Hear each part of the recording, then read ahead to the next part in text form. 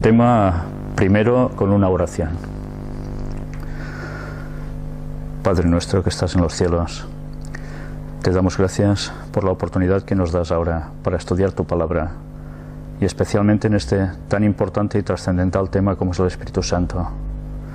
Ayúdanos, Señor, a comprender la verdad.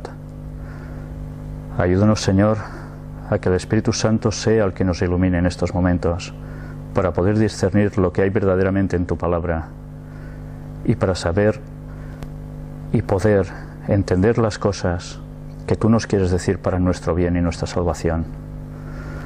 Ayúdanos a estar unidos y perdona nuestros pecados, que te lo pedimos todo en el nombre de Jesús. Amén. Pues bien, el estudio bíblico de hoy es un estudio bíblico que, como habéis visto ya en el título, se refiere al Espíritu Santo. Es un tema en el cual hay ahora una gran polémica. Si hasta hace unos años muy pocos, prácticamente todo el mundo tenía una plena conformidad, todo el mundo cristiano estoy hablando, en que el Espíritu Santo formaba parte de una tercera persona dentro de la divinidad, ahora esto está cambiando. Incluso dentro de la Iglesia Adventista se han hecho distintas facciones negando el papel del Espíritu Santo como tercera persona de la divinidad. Nosotros deberemos buscar con todos los detalles posibles si esto es así o no es así. Porque recordemos que el Espíritu Santo es el que nos debe guiar a toda la verdad. Entonces debemos saber qué es el Espíritu Santo o quién es el Espíritu Santo si es una persona. Por tanto, hoy vamos a hacer lo que era un típico estudio bíblico de toda la vida, con los cuales yo mismo fui instruido cuando era pequeño, pero que deberemos tocarlo desde un matiz distinto que a mí, desde pequeño, jamás se me enseñó. Y es el tener que analizar los textos bajo el prisma, por fuerza ahora, de si realmente es así o no es así lo que hemos planteado hasta ahora. Vamos a empezar con una cita de Ellen White que habla sobre el Espíritu Santo y nos dice: el Espíritu Santo, cuando se posesiona del corazón, transforma la vida. Los pensamientos pecaminosos son puestos a un lado.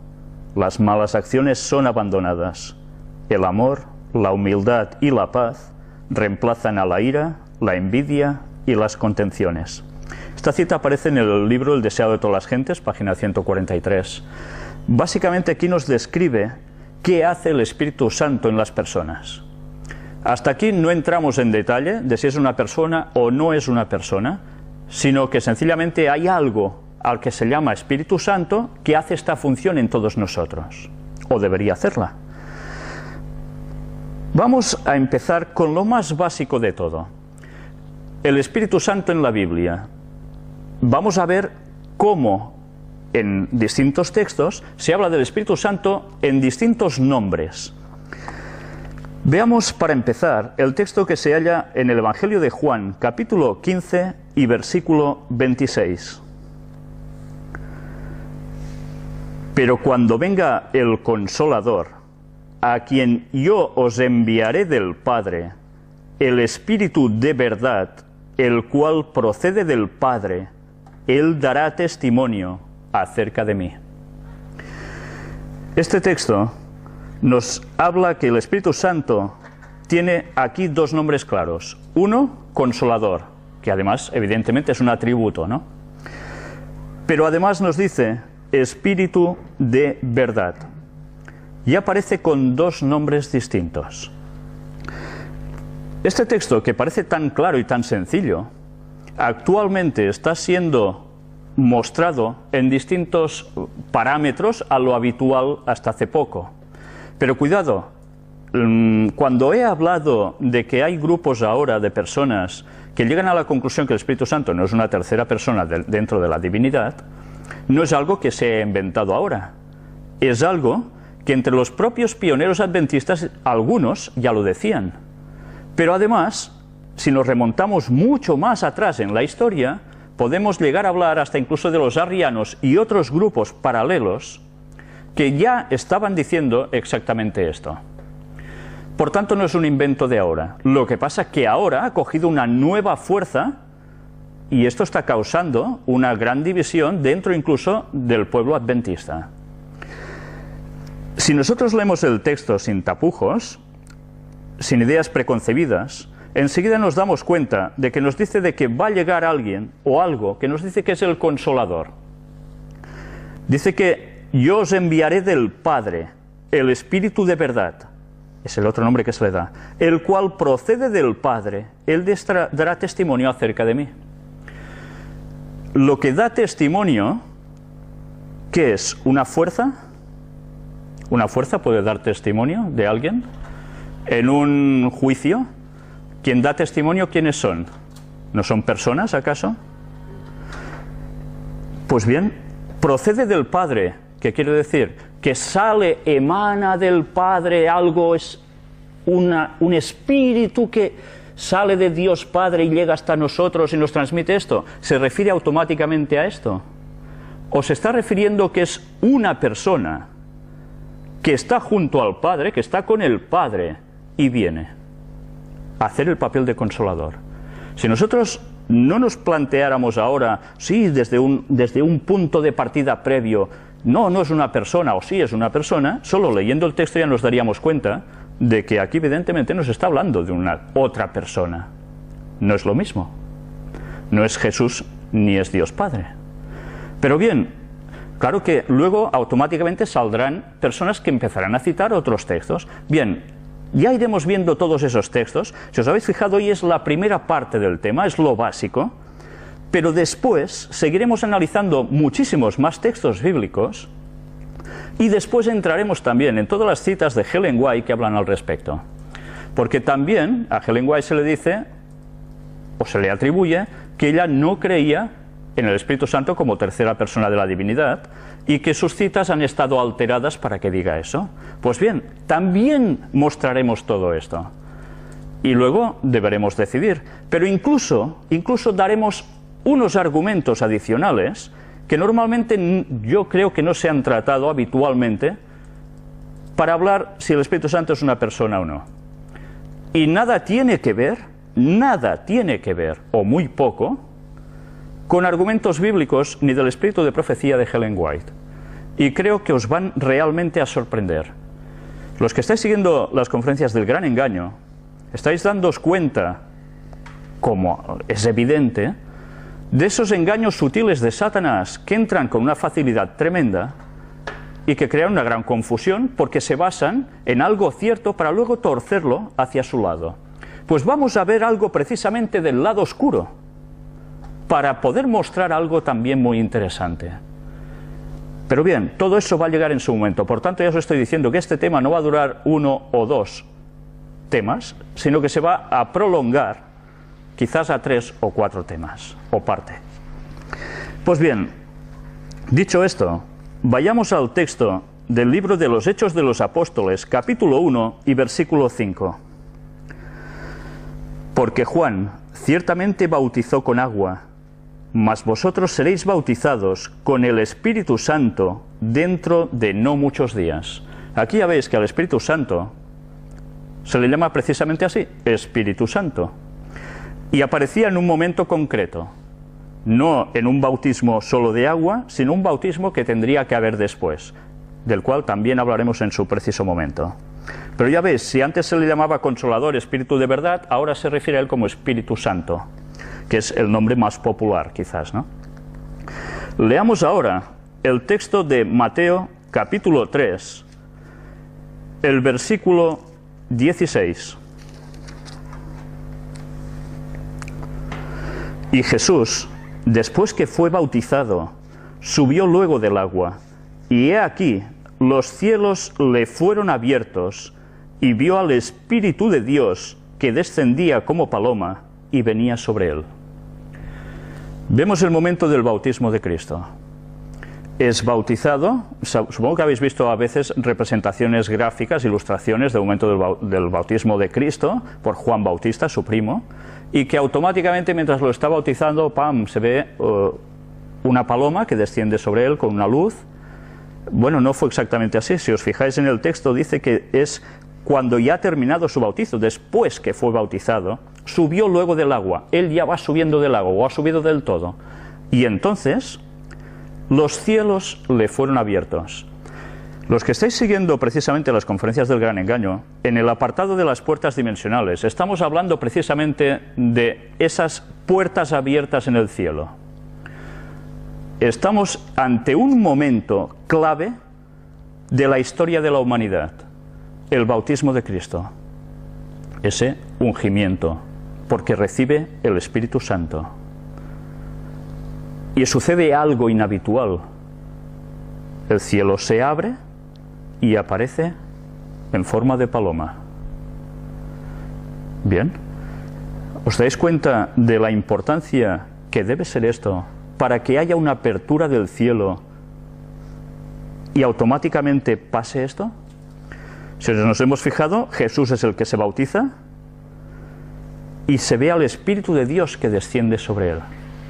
Luego veremos si este Espíritu de Dios es el Padre mismo, que emana algo, dice algo, hace algo a través de una forma, de una energía, o es algo más.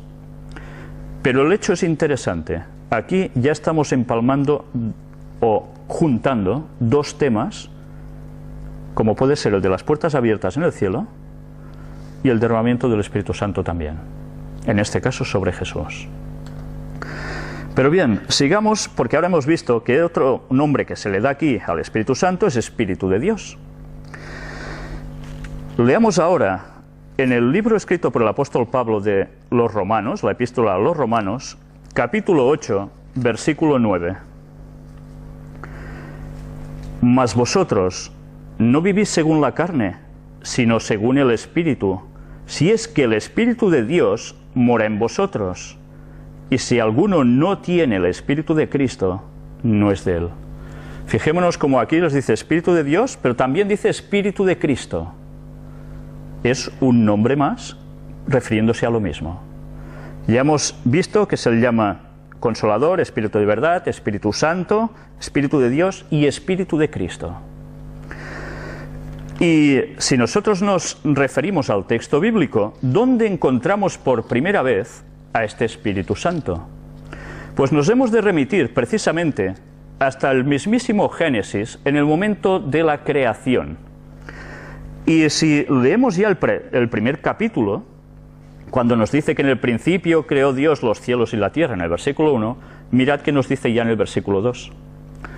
Y la tierra estaba desordenada y vacía, y las tinieblas estaban sobre la faz del abismo, y el Espíritu de Dios se movía sobre la faz de las aguas. Ya el Espíritu Santo se estaba moviendo sobre la faz de las aguas. En el momento de la creación aparece Dios, el Padre, y aquí nos dice que aparece el Espíritu de Dios. Aún podemos pensar, bueno, es el Dios mismo y su Espíritu, es el mismo el que se mueve. Bueno, ya iremos viendo si eso es así o no. Pero aquí ya se lo cita. Y ya sabemos que la creación, ¿quién la efectuó? Dios Padre, un Espíritu Santo. ¿Quién hizo realidad, concretó una creación? Fue Jesús, el que luego se encarnó. Él fue el creador de todo. Por tanto, solo con estos textos ya empezamos a ver que aquí hay algo más de lo que puede llegar a aparecer en un principio. Busquemos ahora en el Evangelio de Juan, en el capítulo 16, porque vamos a ver cuál es la obra que el Espíritu Santo realiza en favor del hombre. Creamos en lo que creamos, el Espíritu Santo hace unas funciones. Y el Espíritu Santo, vamos a ver qué hace en favor del hombre, porque algo hace. Juan capítulo 16, versículos 7 y 8. Pero yo os digo la verdad, os conviene que yo me vaya, porque si no me fuera, el Consolador no vendría a vosotros, mas si me fuere, os lo enviaré. Y cuando Él venga, convencerá al mundo de pecado, de justicia y de juicio. El Espíritu Santo convence de tres cosas prácticamente. Pecado. ¿Hay pecado en nosotros, sí o no? sí. Pero ¿cómo nos damos cuenta de que somos pecadores? Gracias al Espíritu Santo. ¿Pero de qué más nos damos cuenta? Justicia. Hace falta justicia. Es evidente, va a haber un juicio. ¿Qué es lo que luego nos dice, no? De justicia y de juicio. Va conjunto. El Espíritu Santo tiene esta función en nosotros, hacernos dar cuenta de que aquí hay algo más y que nosotros tenemos una trascendencia después de todo esto y que hemos de hacer algo con nuestras vidas. Esta es la función del Espíritu Santo. También podríamos hacer incidencia, dejando un poco de lado esto, aunque va plenamente unido, a lo que nos dice Jesús, que es necesario que Él se fuera para que viniera ¿quién? El Consolador. Y dice que Él lo enviaría. ¿Cómo? Haciéndole caso a Él. ¿Es entonces Cristo descarnado el que viene? Ya nos damos cuenta que la cosa no cuadra. Él lo enviará, pero Él se va y envía el Consolador. Nos envía a sí mismo entonces. Está enviando a alguien distinto, o a algo distinto si queremos creer que es una fuerza. Ya iremos viendo aún más cosas. ¿Cómo podemos saber nosotros o tener evidencias de la recepción del Espíritu Santo en nuestras vidas? En el libro de Ezequiel, capítulo 36, vamos a ver un primer factor, algo bastante claro. Capítulo 36, versículos del 25 al 27.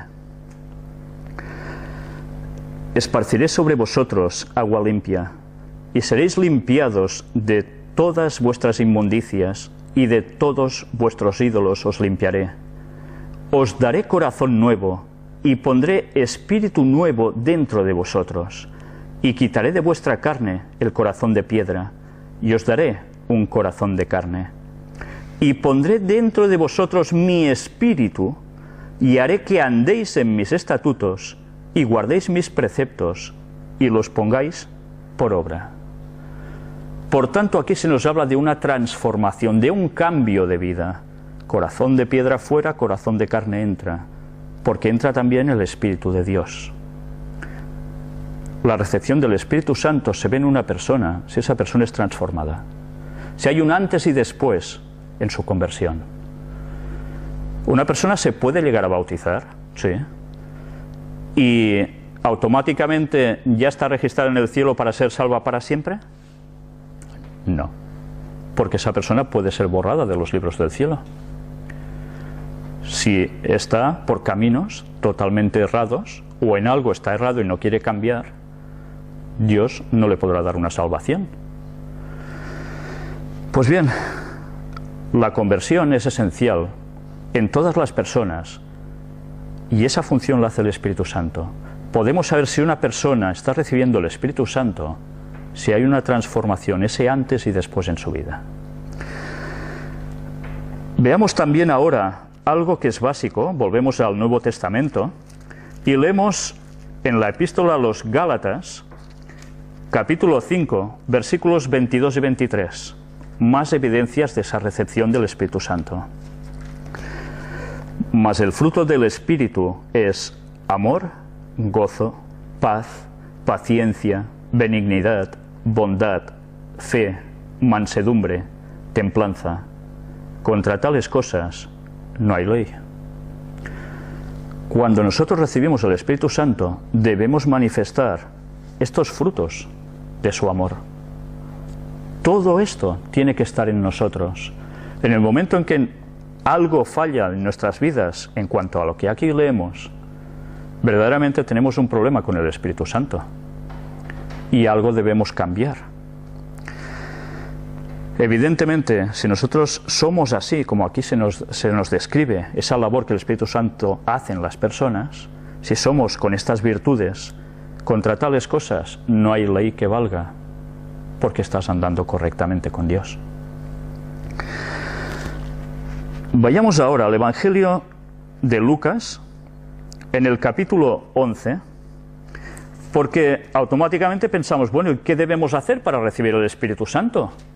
algo hay que hacer o no hay que hacer nada y ya, ¡pam!, ya automáticamente lo recibimos. Lucas capítulo 11, versículo 13 nos dice: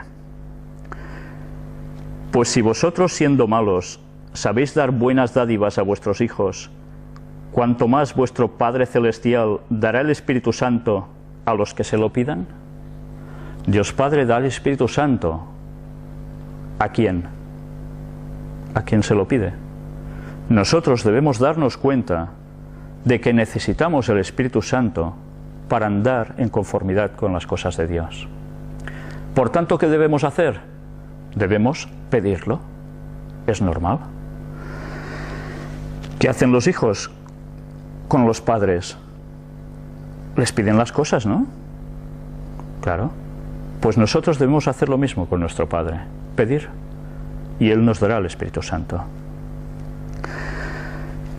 Y leamos un texto también en el libro de los Hechos de los Apóstoles, capítulo 5 y versículo 32.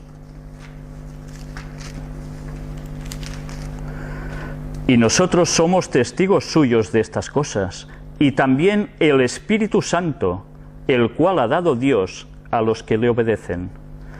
Aquí nos habla del Espíritu Santo, que es ¿qué? Testigo también. Es testigo como somos, ¿quién? Dice él, nosotros somos testigos suyos, hablando de los apóstoles. Por tanto, el Espíritu Santo hace también de testigo. Pero mirad, el cual ha dado Dios a los que le obedecen. Si tú obedeces, ¿tú qué recibes? El Espíritu Santo. Si tú no obedeces, ¿lo vas a recibir el Espíritu Santo? A pesar de todo, recordemos, tengamos presente, de que el Espíritu Santo prácticamente está en todas las personas, porque está aún en este mundo. Y todas las partes buenas que tienen las personas en su carácter, no es porque les salga innato por naturaleza, sino es porque el Espíritu Santo sigue trabajando en las personas para hacer algo bueno dentro de ellas. Lo que pasa es que nosotros podemos hacer que eso vaya más o cortarlo por lo sano. Nosotros debemos pedir el Espíritu Santo y obedecer a Dios, y entonces el Espíritu Santo aumenta en nosotros. Como consecuencia, ¿qué haremos? Pues mejores cosas, es obvio. Ahora vayamos a un libro, el de Romanos, capítulo 8, porque vamos a ver a quién guía el Espíritu Santo. ¿El Espíritu Santo guía a todas las personas? Vamos a ver qué nos dice el texto, porque hemos visto que ayuda a las personas a tener algo bueno. ¿Guía también? ¿A quién? Versículos del 14 al 17. Porque todos los que son guiados por el Espíritu de Dios, estos son hijos de Dios. Por tanto, si te guía el Espíritu Santo, tú eres un hijo de Dios. ¿Y qué más nos dice? Pues no habéis recibido el espíritu de esclavitud para estar otra vez en temor, sino que habéis recibido el espíritu de adopción, por el cual clamamos, Abba, Padre. El Espíritu mismo da testimonio a nuestro espíritu de que somos hijos de Dios. O sea, el Espíritu de Dios, el Espíritu Santo, da testimonio a nuestro espíritu de que somos hijos de Dios. Él nos hace dar cuenta de eso. ¿Y qué más sigue diciendo? Y si hijos, también herederos, herederos de Dios y coherederos con Cristo, si es que padecemos juntamente con Él, para que juntamente con Él seamos glorificados. Si vosotros veis en estos pocos versículos que hemos leído, ¿quién entra aquí en juego? Nos dice Dios, Dios Padre, nos habla de Cristo, pero nos habla también de este Espíritu de Dios que nos transmite algo a nosotros, ¿verdad? Si nosotros cogemos este texto desde la perspectiva de que el Espíritu Santo es una tercera persona, vemos en este texto que hay tres personas. Si nosotros queremos decir que solo hay dos personas y que el Espíritu es lo que hemos dicho antes, solo vemos dos. Fijaos lo importante que es conocer bien las cosas, porque dependiendo del filtro que yo me ponga delante, veré que un texto me dice una cosa o creeré que pone otra. Por eso debemos conocer la verdad. Luego hablaremos de conocer la verdad, precisamente. Pero ya vemos que el Espíritu Santo a quien guía, ¿a quién es? A los hijos de Dios. ¿Qué otros beneficios se reciben por conducto del Espíritu Santo? ¿Hay más? Bueno, mirad en el mismo capítulo de Romanos 8, el versículo 26. Y de igual manera, el Espíritu nos ayuda en nuestra debilidad, pues ¿qué hemos de pedir como conviene? No lo sabemos, pero el Espíritu mismo intercede por nosotros con gemidos indecibles. O sea que el Espíritu nos ayuda en nuestra debilidad. Somos débiles humanamente, ¿verdad? Caemos en pecado, no solo en cuestión física, ¿no? Y Él nos ayuda en esta debilidad para poder levantarnos y estar otra vez bien con Dios. Pero si nos damos cuenta, nos sigue diciendo, pues ¿qué hemos de pedir como conviene? No lo sabemos. Nosotros oramos, ¿verdad? O deberíamos orar. Cuando oramos, oramos como podemos, como bien podemos, porque quieres expresar cosas a Dios que realmente a veces no sabes ni cómo expresar. ¿No os ha pasado nunca eso? A mí sí. A mí sí. Tengo un anhelo, tengo una preocupación, tengo un algo dentro que quiero decírselo a Dios y no tengo las palabras humanas para decírselo. Tengo ese sentimiento, pero no sé expresarlo. ¿Qué dice el texto? Pero el Espíritu mismo intercede por nosotros con gemidos indecibles. El Espíritu Santo coge esa oración y se la presenta a alguien gimiendo. Gemir es muy fuerte, la expresión de gemir, ¿verdad? Pues es lo que hace para expresar lo que tú no sabes expresar. ¿Y a quién lo hace esto? A Dios Padre. Por tanto, ya vemos que hay una diferencia, porque la oración ¿a quién se la hacemos? A Dios Padre, ¿no? Por tanto, vemos que este Espíritu pone una oración muy arriba. Y luego veremos ahora unos detalles interesantes en todo esto. Pero ya vemos que el Espíritu Santo gime por nosotros. ¿Una fuerza hace esto? ¿Una fuerza gime? Por tanto, ya estamos viendo que no es solo un poder, una fuerza inanimada, sino que realmente aquí nos está hablando de una persona. Luego deberemos determinar, nunca mejor dicho, si realmente procede de Dios Padre, o es Dios Padre, o es Cristo. Pero realmente estamos viendo que es una persona. Leamos ahora, en el mismo capítulo, los versículos que vienen después, porque vamos a ver cómo el Espíritu Santo intercede. Versículos del 27 al 34. Mas el que escudriña los corazones sabe cuál es la intención del Espíritu, porque conforme a la voluntad de Dios, intercede por los santos. ¿Vemos lo que está haciendo el Espíritu Santo? Intercede por los santos.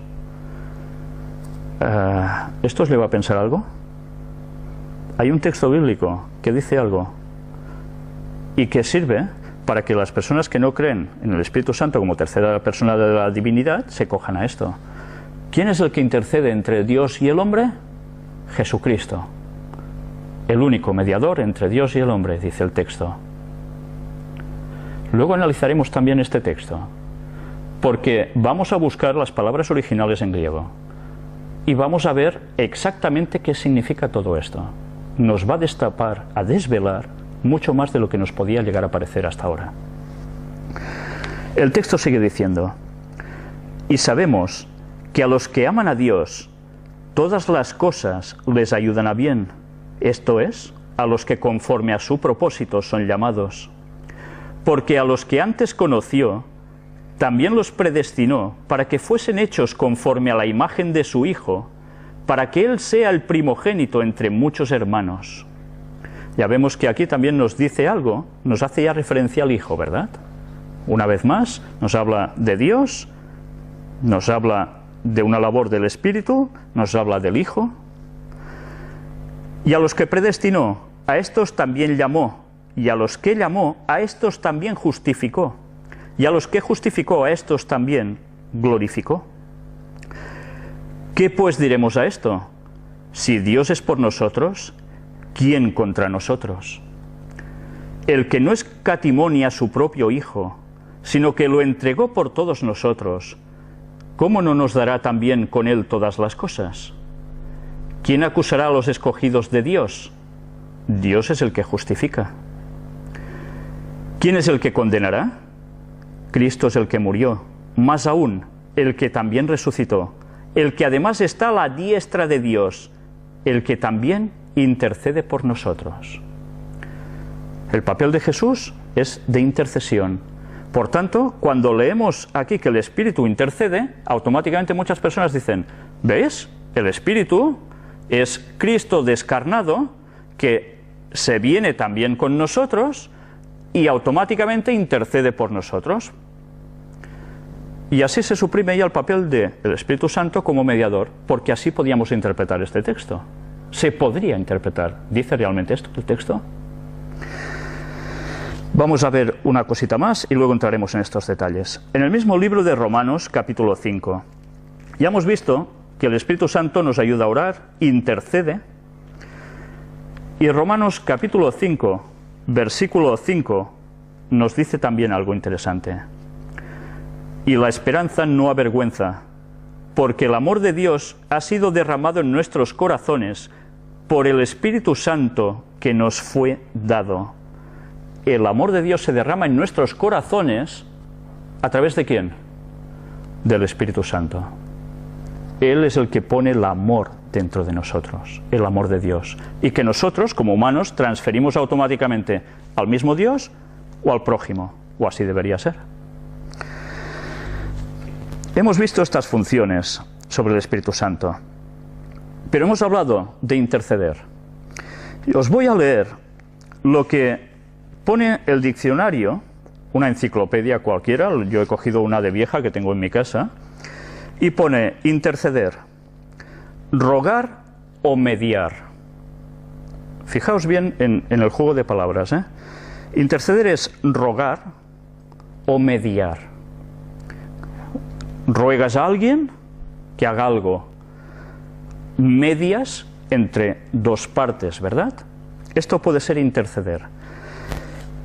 Y dice, o mediar por otro, para alcanzarle una gracia o librarle de un mal.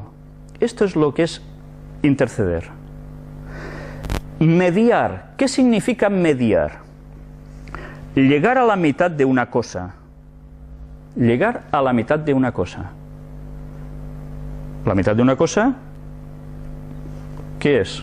Hay dos partes, llegar hasta la mitad. Aún falta otra mitad, ¿no? Vamos a ver. También pone interceder, mediar por un amigo.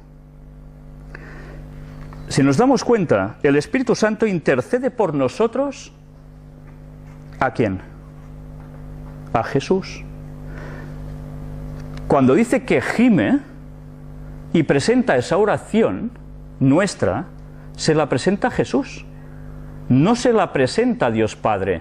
Y el Espíritu Santo, ¿cómo hace esa función? A través de los ángeles, que son los que cogen nuestras oraciones. Y el Espíritu Santo gime para describir esa oración. Y se la presenta a Jesús. ¿Y Jesús qué hace a su vez? Se la guarda para él. Jesús hace algo. Jesús lo que hace es mediar por nosotros ante Dios Padre. Esa es la función, el juego entre los tres. Pero mirad qué dice la Nueva Concordancia Strong para terminar de aclarar estos conceptos. Mediador. La palabra en griego es mesites, intermediario, un mediador o reconciliador. ¿Quién es el que nos reconcilia con Dios Padre? Ese es Jesucristo. Por tanto, mediar, ¿quién lo hace? Jesús. Pero vamos a ver, bueno, el papel de Jesucristo, leámoslo. El texto se halla en Primera de Tesalonicenses, capítulo 2 y versículo 5. A ver si he cogido bien la nota. No, no la he cogido bien.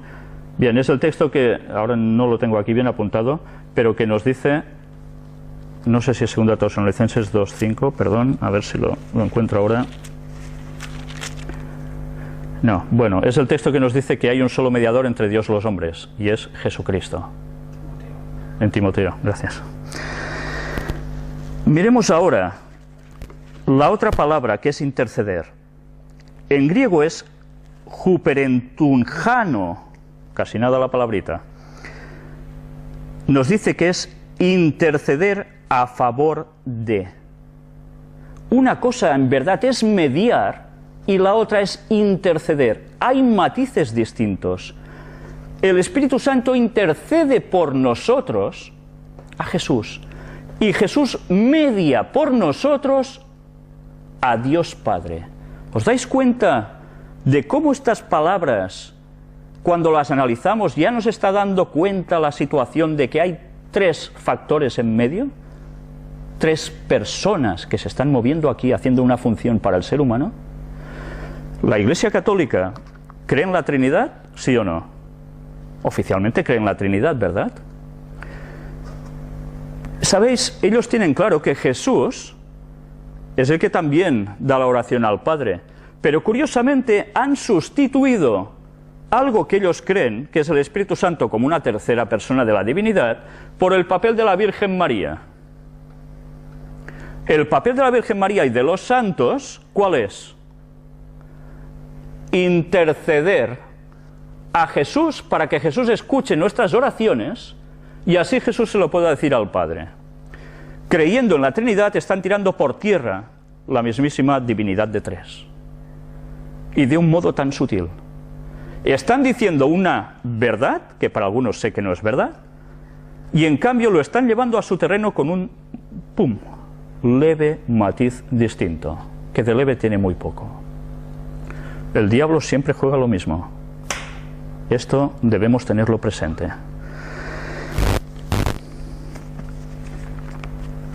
Cuando hemos leído de interceder a favor de, podemos encontrar los textos de Romanos 8, 26, 27 y 34, estos versículos. Por tanto, ya hemos visto, solo cogiendo las palabras griegas, cuál es la función de uno y de otro en este caso.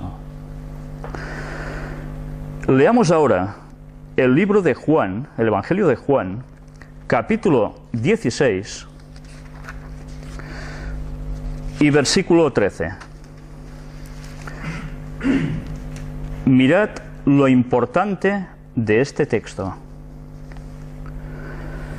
Pero cuando venga el Espíritu de verdad, Él os guiará a toda la verdad, porque no hablará por su propia cuenta, sino que hablará todo lo que oyere, y os hará saber las cosas que habrán de venir. Dice que el Espíritu de verdad nos guiará ¿a qué? A toda la mentira. ¿Nos está diciendo eso el texto? Dice que el Espíritu de verdad nos guiará a toda la verdad. Por tanto, mirad si es imprescindible saber verdaderamente si el Espíritu Santo es una tercera persona de la divinidad o no.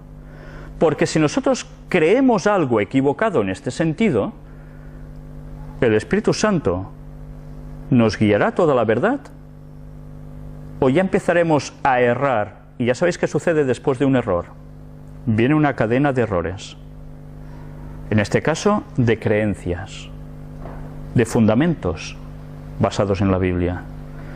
Por eso es importante conocer la labor del Espíritu Santo y saber si realmente es o no es una persona. El texto en el versículo 13, mirad qué nos dice después de esto: pero cuando venga el Espíritu de verdad, Él os guiará toda la verdad, porque no hablará por su propia cuenta. Si este Espíritu es Dios, Dios Padre, ¿Dios no habla por su propia cuenta? Sí, Dios habla por su propia cuenta. Entonces ya vemos que no puede ser Dios Padre. Si es Jesús este Espíritu, que se ha ido y luego descarnado, puede estar así entre nosotros, ¿cómo entendemos esto? Porque no hablará por su propia cuenta, sino que hablará todo lo que oyere y os hará saber las cosas que habrán de venir. No puede ser, no puede ser Jesús. Jesús está haciendo una función en el cielo, que se trata de un santuario.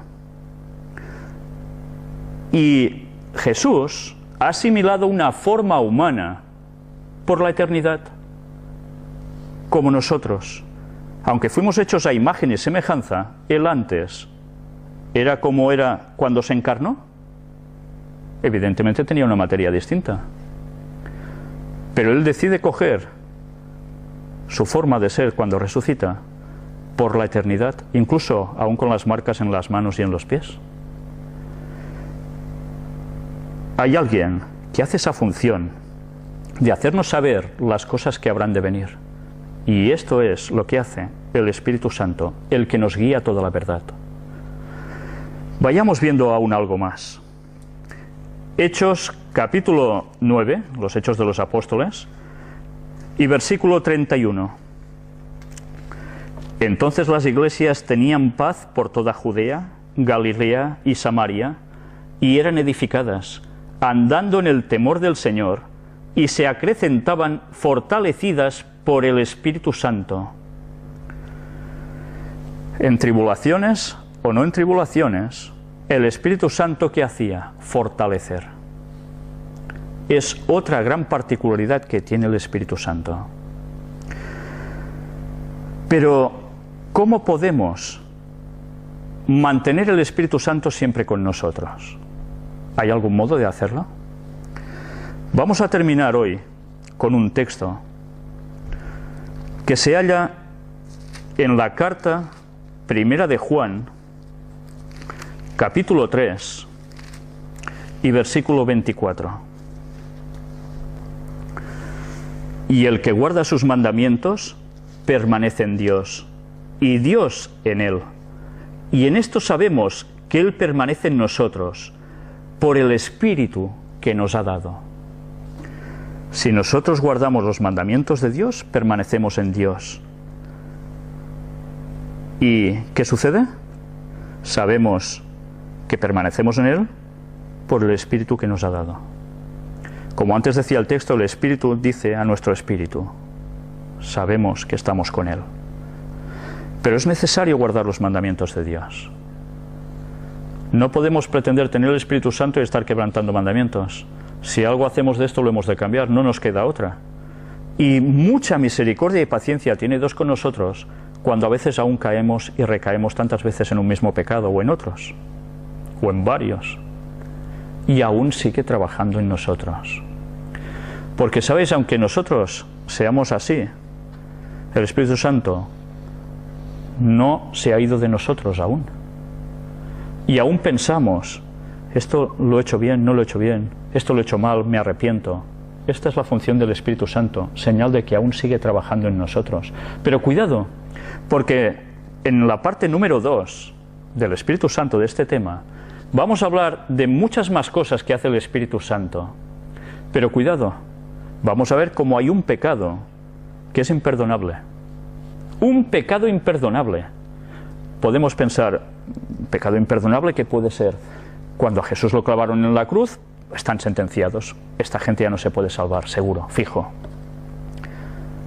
Quien traicionó a Jesús, Judas, Pedro, son cosas ya tremendas.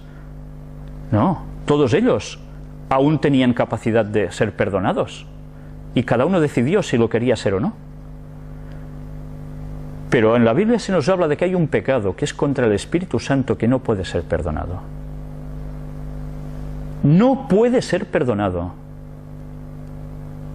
Hemos de saber cuál es este pecado.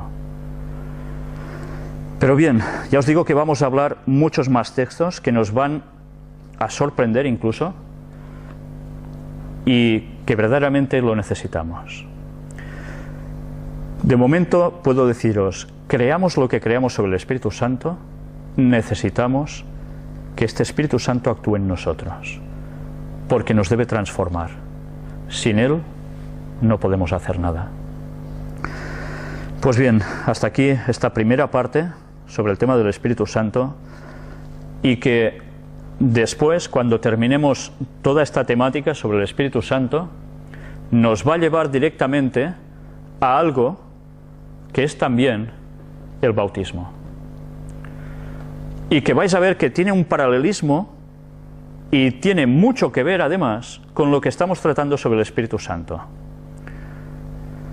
Textos que unos rechazan, otros aceptan, textos que pueden ser claves para saber dónde está la verdad y dónde está el error.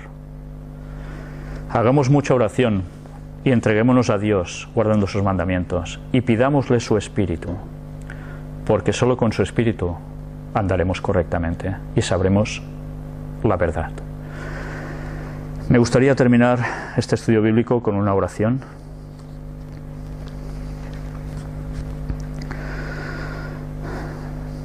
Padre, te damos gracias porque en tu palabra nos has dado las pruebas más claras de cuáles son las creencias correctas. No siempre nos es fácil encontrarlo. Necesitamos ayuno, necesitamos oración y necesitamos el Espíritu Santo que nos guíe. Ya ves que tu mismo pueblo está dividido. Y esto es la peor guerra que puede tener dentro. Tú sabes que Satanás quiere romper a tu pueblo, y nosotros también lo sabemos, pero tantas veces ignoramos cómo lo quiere hacer, desconocemos sus artimañas, que hace que caigamos en esos errores. Por eso te queremos pedir que tú nos ilumines en todos los campos, para que tus palabras salgan nítidas, con claridad en nuestras mentes, y que nos dejemos de ideas preconcebidas y avancemos en el estudio de tu palabra por lo que tú nos vas guiando y de todo corazón. Bendícenos, Señor, y ayuda a nuestra impotencia en todo. Que el Espíritu Santo nos transforme, nos ayude a un día a poder estar contigo y a poder estar en compañía de todos los redimidos de toda la historia, que gracias a Dios aún van a ser muchos. Ayúdanos a encontrar a las personas que te están buscando y que incluso no lo saben. Ponlos en nuestro camino para que nosotros les demos la luz y que vean en nosotros que te seguimos de todo corazón y guardamos tus mandamientos, y perdónanos por todas las veces que hemos errado. Todo te lo pedimos en el nombre de Jesús. Amén.